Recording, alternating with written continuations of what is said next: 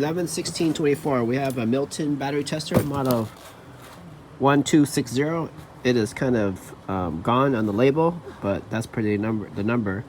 And it gives you a battery analysis of what green is or weak is in the back once you put this on the battery.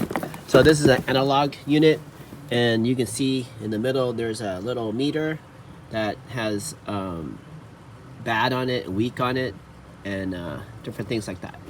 So what you want to do is you want to plug, using this, you want to plug this to the positive, which is red, and black, which is negative, and make sure you actually see negative written on the battery and just don't trust the colors. After it's connected, you want to press this button to the right like this and hold that for 10 seconds.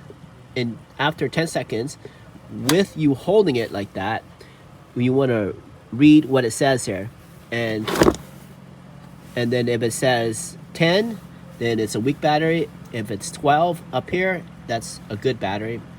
And so the idea is it's pretty much like a toaster. Once you energize this, there's a whole bunch of elements like a toaster. It starts adding a load to the battery, and then from there it wants to see how much the voltage drops if it adds such a large load, and then it'll just pretty much tell you which one of these. And ultimately after that, you pretty much just charge the battery up and do the test again.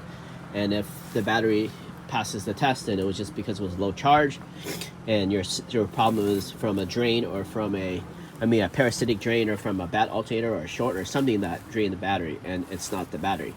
So this is an old school unit. We have the newer ones that are like digital, and they use like sine waves to shoot to inject a signal into the battery and how it bounces back, and it gives you an analysis.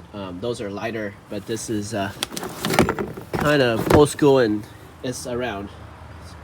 So good.